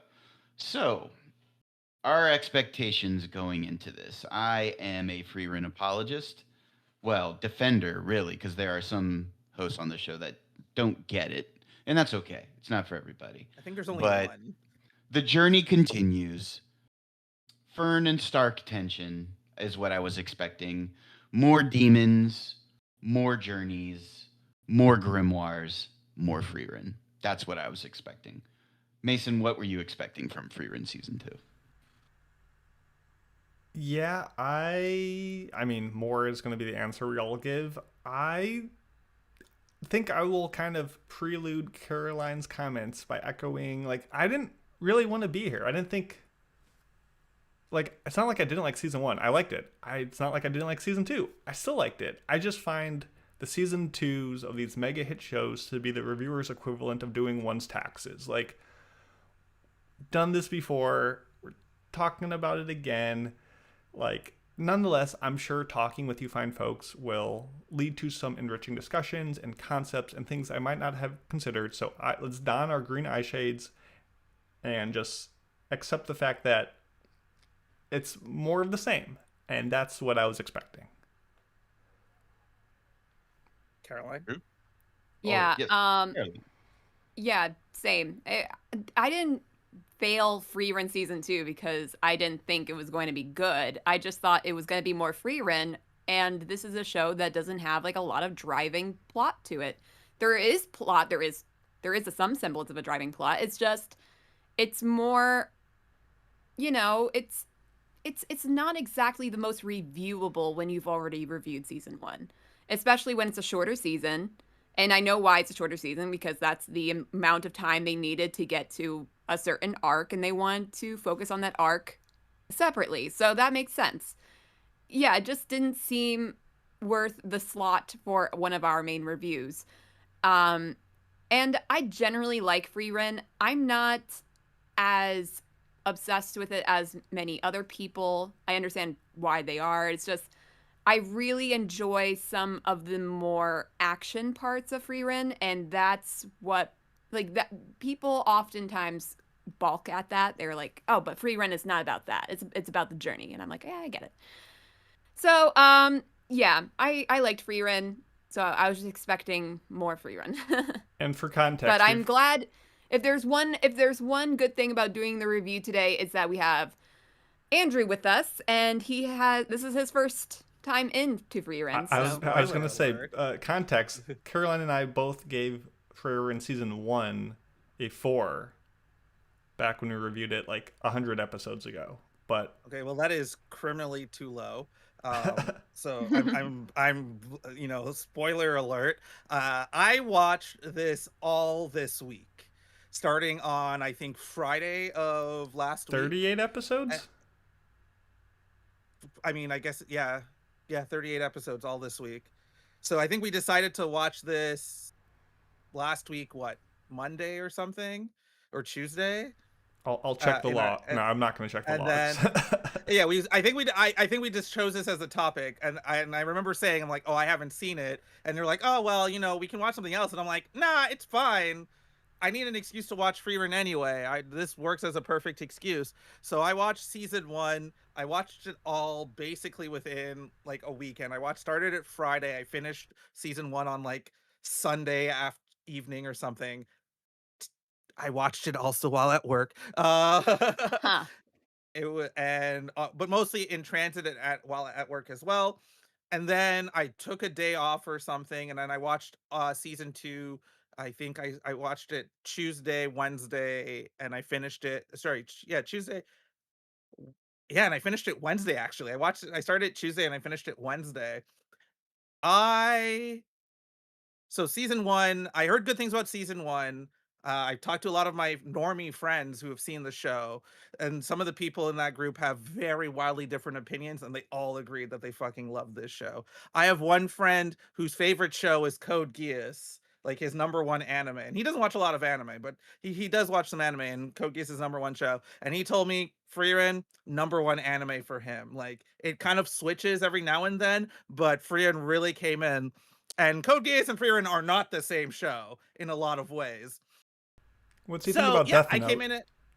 So when you guys say more of Frieren, I kind of just came when I got into season 2, and this sort of leads a little bit into my one of the things about it, is that it actually is just as someone who's watching it, it is seamless how season 1 goes to season 2. Okay, and I think it is interesting in the fact that it's like the animation is still the same for the characters, like the models haven't changed. It doesn't feel like there's huge differences, even though there's a little bit. And you could have easily have chalked it up to the fact that they're in a different region now, and so why it might look different. But no, like, and this is going to be one of my things that I get into a little bit later. But also, I think when you say more Frieren, and I think what is there to talk about, I think what's interesting about the show, and this is sort of like why I'm gonna lead into why I recommend the show, is you watch season 1 and it is one thing. It has some sort of emotional resolution, but still feels like it's about to continue, and then it continues into season 2. And I think season 2 actually offers, as much as it is just a 10 episode short interlude between the first season, which is pretty solid with the really good mage exam arc, first class mage exam arc, to what everyone considers apparently, as looking through a few things, the next arc being the best arc in Frieren. I think them doing this 10 episode thing to give them time to properly do that arc is a good thing, but also this one has its own self-contained thematics that it's going through that I think, I don't know if a lot of people have picked up on, but or maybe a lot of people have. I think it's pretty much explicitly states it. But yeah, essentially, I love season 1, and I, spoiler alert, love season 2. So yeah, I definitely recommend it easily. Well, we're not doing recommendations, but you still love to hear it. Otaku. Yeah. So obviously, I just are we going into recommendations now? Because I kind of gave mine introing the show. Yeah, let's what my expectations yeah, were. we'll get to it. All right. So spoiler-free recommendation, 100% yes. It walks a fine line between the fantastical journey and slice of life. It still manages to evoke a lot of the emotions that season 1 did, maybe not quite as much or as strongly, but it's just a masterclass show. So absolutely watch it. Yeah. If you like Frieren, you're gonna like season 2. That's basically it. I will say that I don't think it reaches as high of places that season 1 did. Mostly because with season 1, you have set up, the main characters, you have set up their backstories, you've set a lot of things up, and those are, really great points. And so with season 2, it's just more of them going on this adventure, going to different places. I think the change of environment is a plus, because they're going to a much harsher place. Like it's definitely different looking than season 1 just because of that. There are some really nice stories in there. I think the Revolte arc is the like main action climax of this season.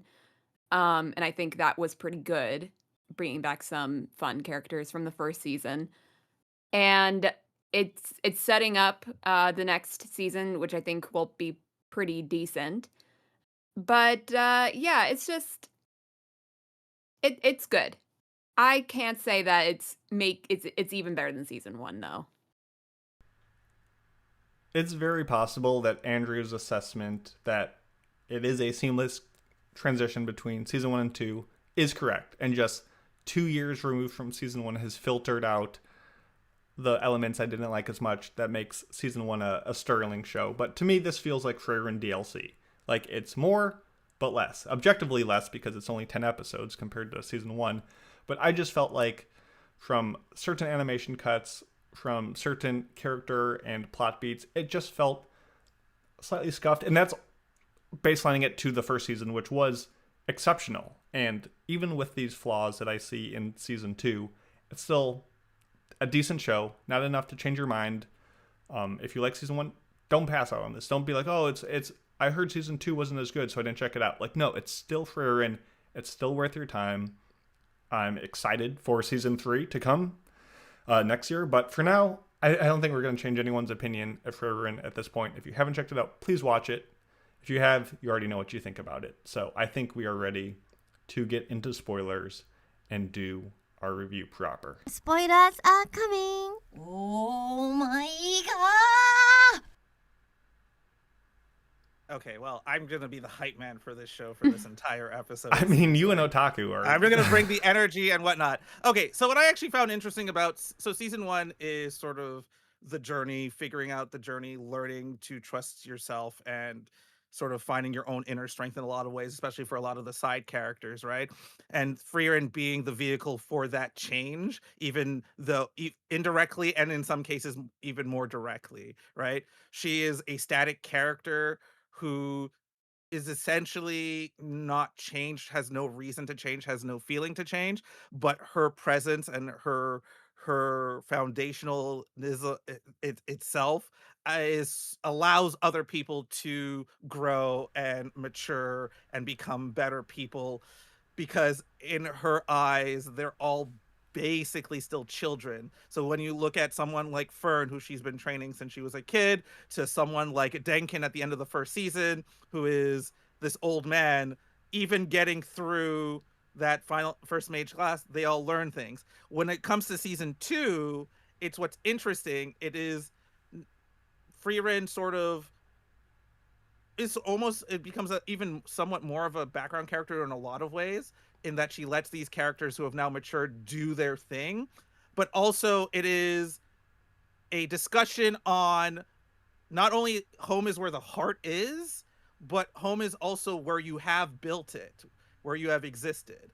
A commonly reoccurring theme in the show is people who live in the Northern Plateau live with all of these dangerous monsters. Their homes are probably destroyed on a semi-regular basis, maybe not all the time, but on a semi-regular basis, or them not wanting to move because this is where they have laid down roots. This is where all of their memories are, right? This is something precious to them that they want to keep, and they don't want to have to move, because otherwise they could all just move to different locations, right? Like that family who, when the hot springs dries up, is sort of kind of like, well, we don't want to move because this is where I'm raised my family. This is where I want my family to raise their family. And ultimately, the whole journey part of it being the main crux is also reiterated as also main side, as the main thoroughfare as they continue on, evidenced by these episodes, evidenced by the hot springs episodes, where they get to the secret hot springs and it turns out to just be a foot bath, but the view is just magnificent. And if you don't touch grass, I don't think you understand what a good view can actually mean on an emotional resonance level. I'm going to be that guy that says that. But yeah, and then the final episode sort of just being an almost setup episode, almost similar to what the final episode of season 1 was, where all the main action was resolved in the previous episode, and this is sort of just them either resolving or continuing on to then continue on their journey, which also ends with a really beautiful moment. So I think this real thematic of home and where does your home actually lie? Is it with the people, or is it with a physical location? And I think is an interesting thematic that the show does go through, and I think is an interesting thematic for that 10 episode chunk that I feel works for that 10 episode chunk and doesn't really need to be, but you'll also see some elements of it as evidenced by the ending stinger for the show.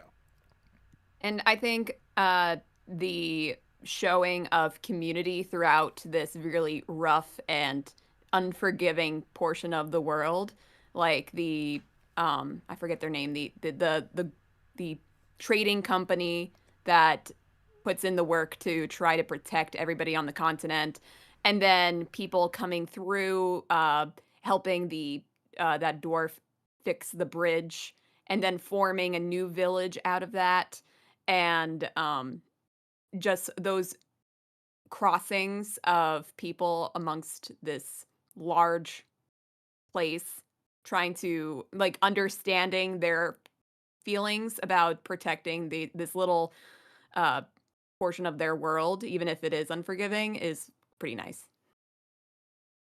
Yep.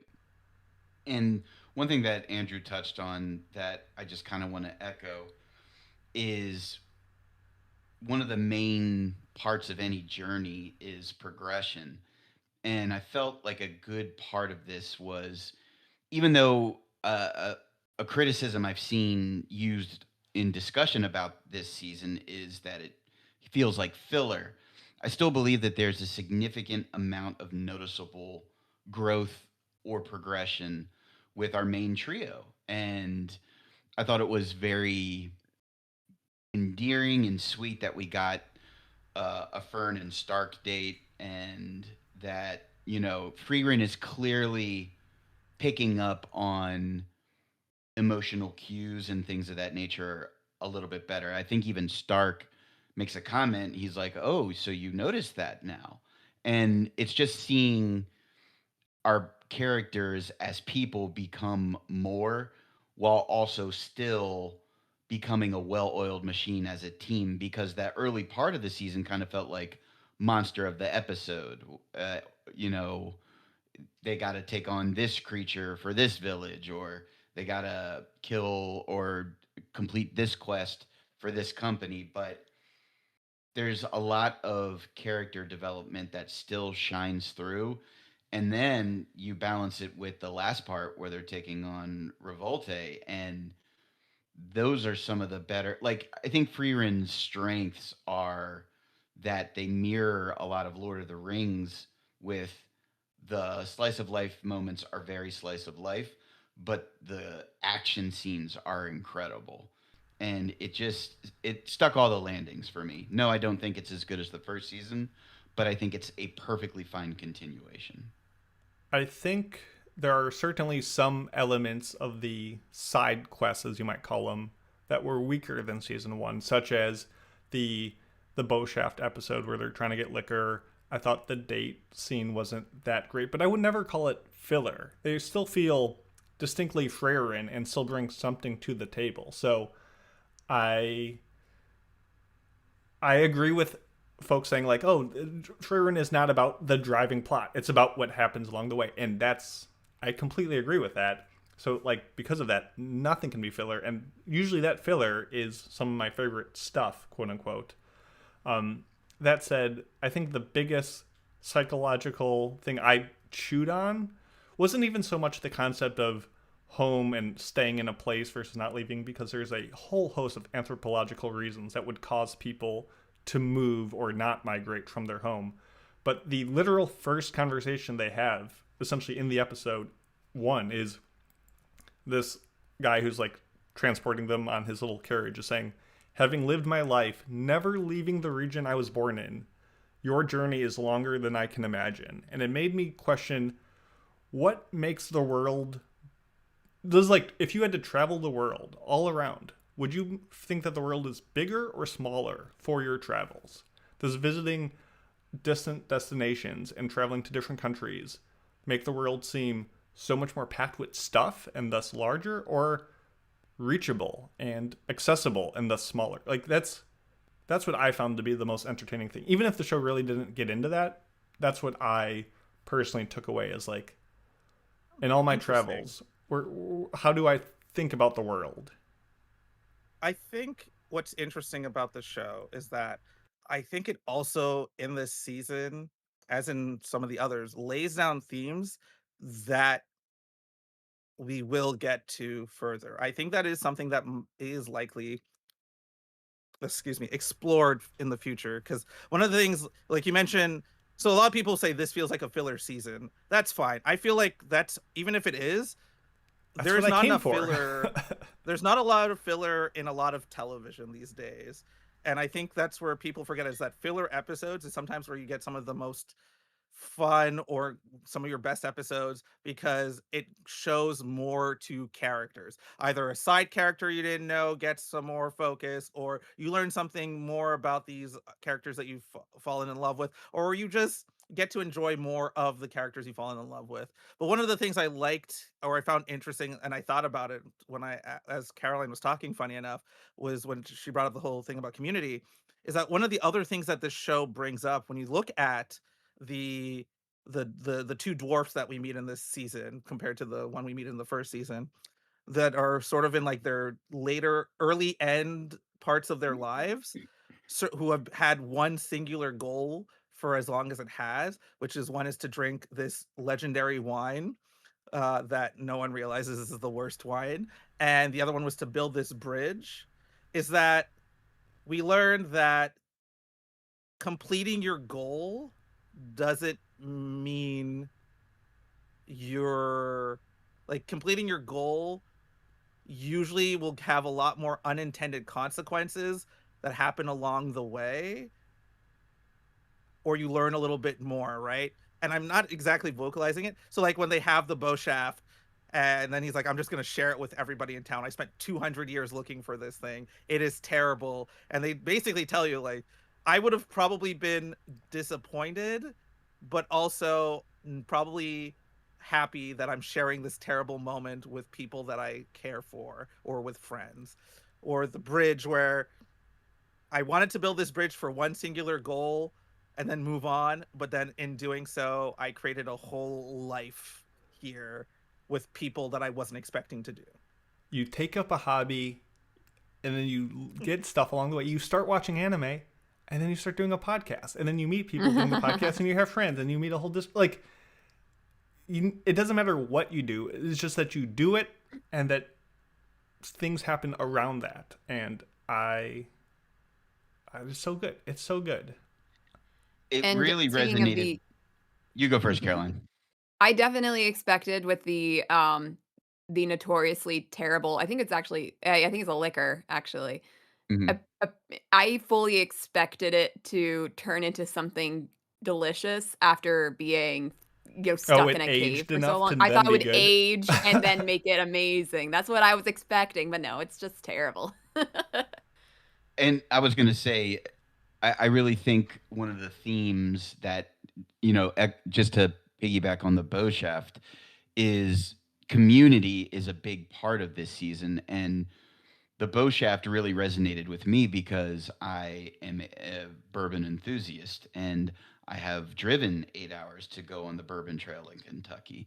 And it just kind of made me think like, because I've seen people waiting in line 3, 4, 5, 8 hours to get their coveted bottle of the specific bourbon that they want.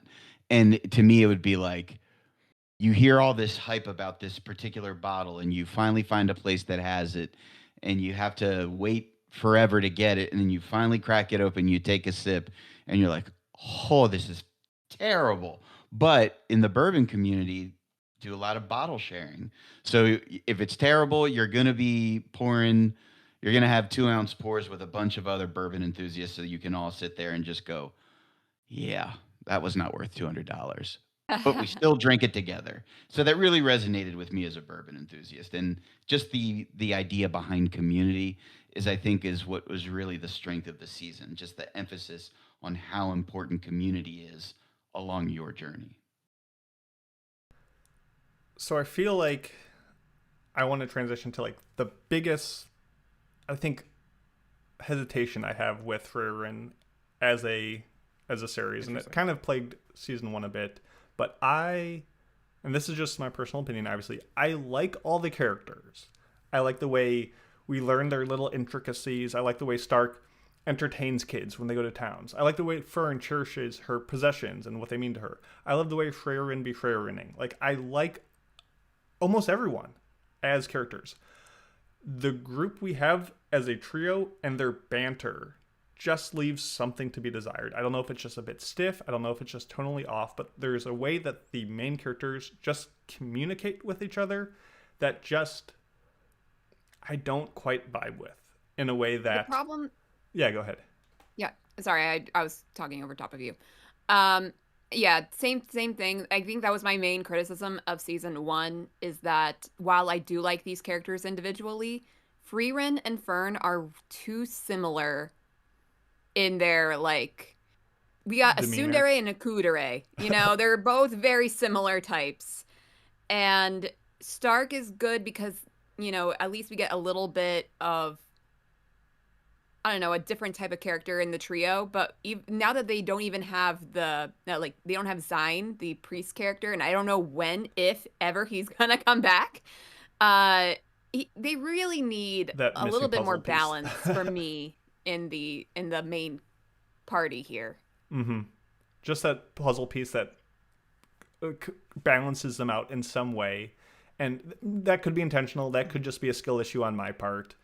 I mean, they all grow in different ways throughout the season. The way Stark's like fishing is like very terrible and inefficient at the beginning, and he like gets better as the season progresses. Just there's so many little things that they do that is marvelous, from a character building, from a world building, like when we meet or introduced to the concept of the hero of the South, and then you see kids in that village playing with swords, but they're dual wielding like he did. Like there's so many just things that are smart and make sense and just make the world of Frieren and the backgrounds phenomenal. And that's the world I love inhabiting. But honestly, this show could just be travel montages and then showing flashbacks of Himmel's party, and I'd be happy because I love Himmel's party so much more, and their banter and stuff. But I know it's part of the journey, and it's not like I dislike Fern or Frieren or Stark. I don't know. I need a snappy, funny man in the group, I guess. I don't know. Yeah, I get that.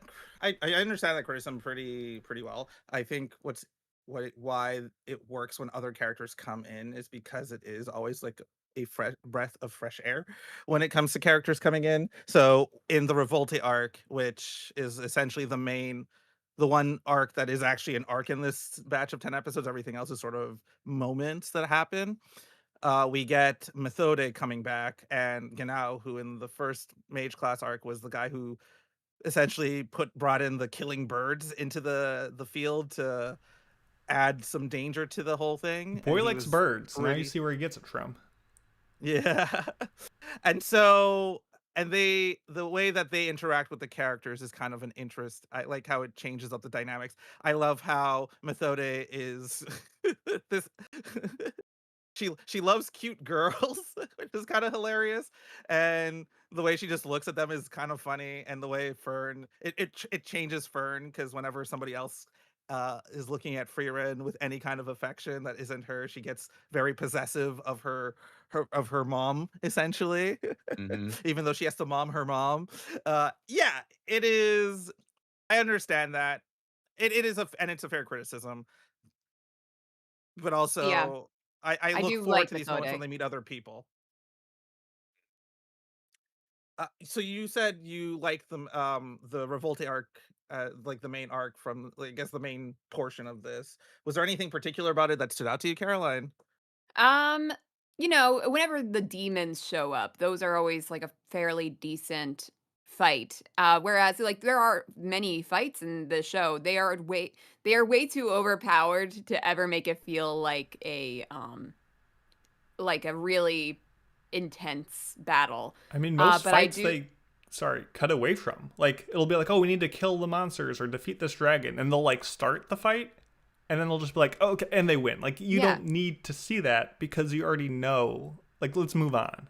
But it's also strange because when they first brought up that, oh, there's a dragon, and Fern and Stark are shaking with fear.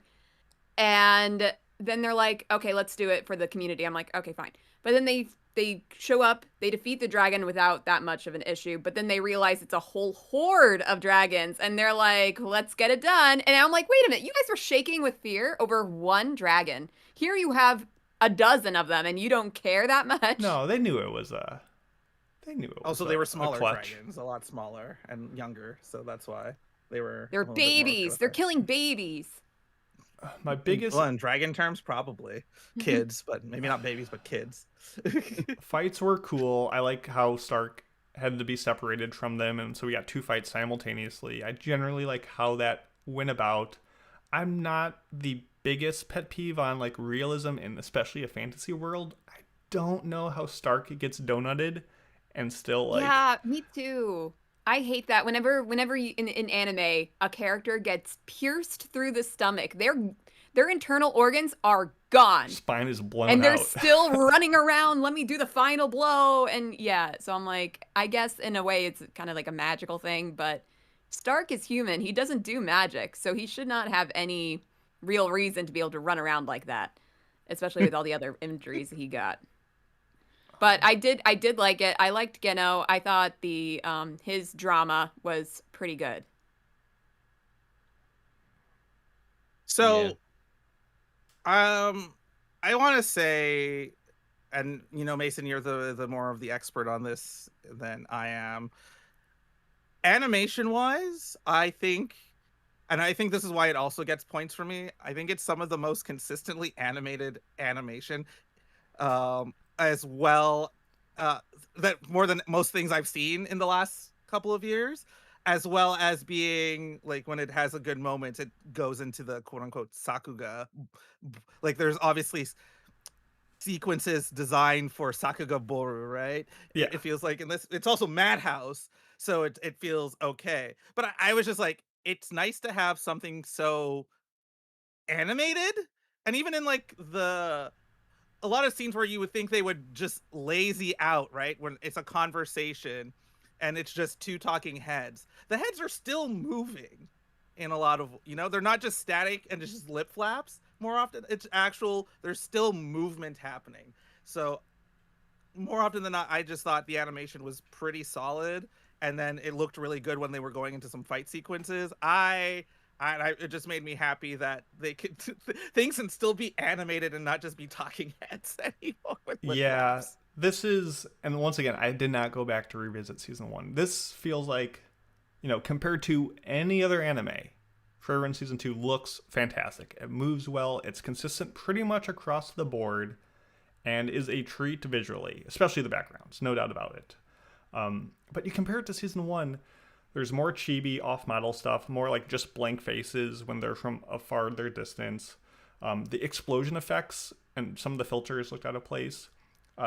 Frieren cuts meat in one scene and her knife just like goes to a different layer behind the meat. Like it just wasn't great all the time. But like the best shot of season 2 was, I think, in episode 1, where you get the flashback of Himmel and his crew fighting a dragon, and you get much more movement effects and particles, and like that's like the Sakuga moments. But I thought season 1 looked just a hair better more often in those highlights. But there's no taking away that Frieren season 2 looks great. I just thought for 10 episodes it would look, they could really like polish it a bit more. And maybe it's the lack of a chief animation director to keep things consistent. Maybe it's new director. Maybe it's rush. Who knows? But it's or still, they're putting all the money into season 3, which that's is gonna my. I mean, fucking amazing. Frieren season 2 still looks fantastic. I don't know. In my rose-colored tinted rearview mirror of season 1, I'm just like, but that looked maybe a little bit. I don't know. Just my take. And I think we would be remiss if we didn't also bring up the music aspect of it. As good as the animation is, it has arguably some of the best interlude music I've ever heard in an anime. It feels like I'm in a medieval tavern having a tankard of ale the entire show, and I absolutely love it. But like once again, the music is fantastic, but it's a lot of the same cuts of season 1. It's the same That's what I want. thing. I know, and that's where like it I felt want the it. same, and that's my problem. It felt the same. Like Actually, that's actually a whole other interesting conversation. Sorry to cut you off. no. So when you're looking at something like a sequel, you run into the problem of what should always stay the same and what should be different, right?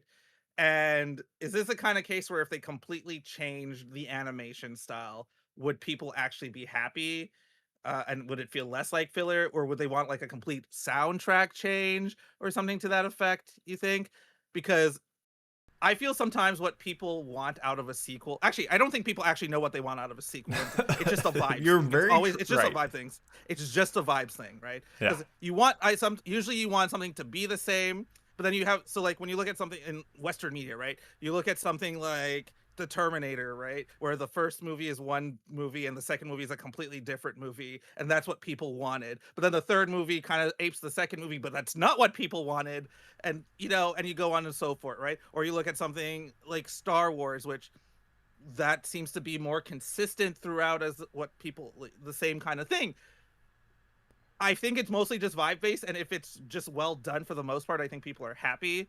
I don't know what people wanted out of season 2 when I wanted just more Frieren, and I got more Frieren, and I'm not to dog on you or anything. It's just like when people say, "Oh, it's just more Frieren," I kind of go, "Well, yeah, that's what I wanted. I wanted more of a really good thing." right? I didn't want you to change the recipe on me just to try something different Keep and the maybe same get music. good, but more likely get bad. Put in some new I don't know. music. It's, I mean, you see this all the time, and you're completely in the right. I mean, just look at music. A objectively much more controllable and repeatable process. Anime is hard. You need music and directing and sound and voice actors and a source material and a new story. Like music, you can have the same people pretty much record the same thing again. And you see sophomore albums always have a lot of trouble of, do we make the same album as our first that was really good? Where do we branch? Like, it's such a hard conundrum to do, and I don't empathize with that at all, because I am just the fan and I want the best thing that I ever want. And you're going to satisfy some people and disappoint others. And that's the curse of just having a great season one, is you're now held to that standard in a way that is perhaps unfair, but not my problem. And I have like another criticism that I probably talked about in season one. I can't really remember. It's just, especially because a large portion of the show, you see Frieren picking up random grimoires. So she knows like a lot of spells. Whether or not those spells are like useful, she knows a lot of spells. But when all the fights, you only see like 3 things being done. You see flight, you see blocks, you see power blasts, and you see nothing else. Tongue twister. She did the tongue twister at the very end. And when they're like, wow, there she is using the tongue twister grimoire we just got. Yeah. I just wish there was a little bit more, you know, variety in the magic, I guess. Life's not all about fighting, but I know what you mean. Even in just regular everyday life, you know, they don't really, other than the tongue twister. I mean, Kamehameha go burr. So I think season one shows you why she sticks to the fundamentals. Because in season one, during the first mage exam, where they have to fight Frieren as the final boss, you see the crazy amount of spells she has access to that are essentially world-destroying spells. And so, but she, like, again, you learn in season one, her master taught her that her most favorite spell is the spell that teaches you how to create a field of flowers, and it was her favorite spell. That's cute. I don't know. I love the show. Me too. Do we want to score it, Caroline? Final pros, cons? Anything you had on your notes? I know we're kind of running long. How I didn't really have that much on my notes. I pretty much already said it all. I like the setting. I like the Revolte arc. There are some really nice moments in the show, but just overall, especially because even I was like, I like Frieren, but not as much as most people, I guess. Especially when it comes into a second season where it's more Frieren. I am going to have to give this score 3.5 grimoires that turns green apples into red apples out of 5. Since you said green apples, I've never really liked the opening songs. Or the ending songs of Frieren. But the ending animation, pretty great. Pretty cool. I just have never liked the Opie and Edie song. Stick to the inserts. Good stuff. I'll be negative too, since we're here. I actually originally watched this while it aired, like forever ago, week to week, because it's just a comfy anime. This is like how I do my Sunday mornings. And I was, like I've alluded to and expressed outright, a little let down by it.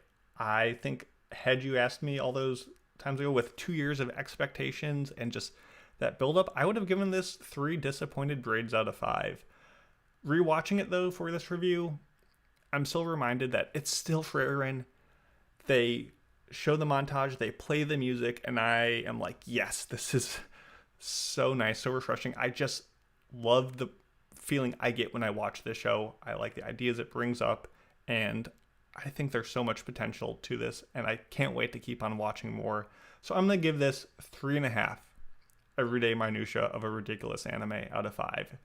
A step down from season 1, but still a good show, especially by Mason standards, and you know I'm going to be all aboard season 3 when it comes out, so don't think this is maligning it very much at all. I think Andrew's going to kill us. No, go ahead, Otaku. So I'm a little more up on this season than the previous 2 hosts. I think the whole lore of Frieren is being able to jump back into that world. I think that my main complaint is that it was too short. And again, I understand why it was too short. But Frieren is a much smarter show than a lot of people give it credit for. It thematically hits home runs for me. Obviously, I've talked ad nauseum about the themes and the music, the animation. It really is a special show to me. Having said that, I will comfortably say that it wasn't as good as season one, but season one was extra special. But that's okay. I wanted to get back into that world. This gave it to me, and I will give it four and a half ounces of borscht out of 5. That's a thick pour. Okay. All right. Well, you guys are crazy. The fact that you're giving Frieren 3.5 shows how much you underrated the first season, as well as you're underrating the second season. Otaku, the fact that you gave it a 4 actually disappoints me as well, given You gave it a 4.5. because you gave it 4.5. Sorry, I thought you gave it a 4. Sorry, I only heard 4. 4.5. Let's say, don't never tarnish mind. my boy. You gave it what you're. I'm happy what you gave it. What you gave it. That's fine. I gave season 1 in my review score a 5. It was an easy 5 compared to when I'm okay. So I have multiple review scales when I review things for either the podcast or for the TV or for myself personally, and I usually try to keep in relation to all the other things I've watched. Okay, when I'm reviewing things, sometimes yes, sometimes no. And if it's something's really good or I just really enjoyed something, I'll give it a score, but it'll have that asterisk caveat. All good. So season 1's easily a 5. Season 2, also easily a 5. Have you seen the stuff we reviewed for this show? I've been on some of the craziest episodes more often than not. It is crazy that this show is only slightly above average.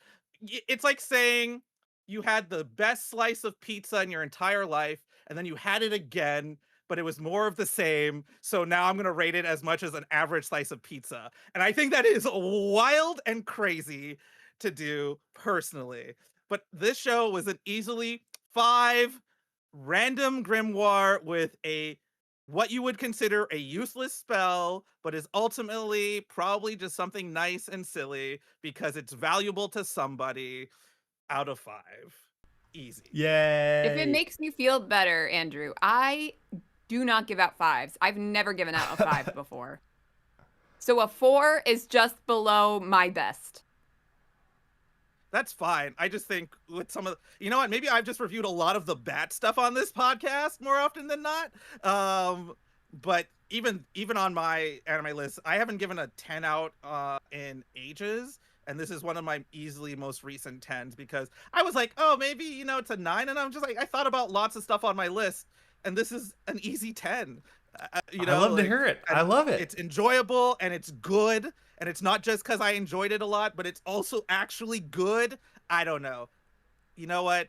It's fine. I'm also just being a little bit more extra because we're on a podcast. No, I genuinely am thrilled that you got to experience it and that you enjoyed it so much. That makes me so happy. And we created a monster. Created the Andrew Enjoyer arc win now. And now is the answer.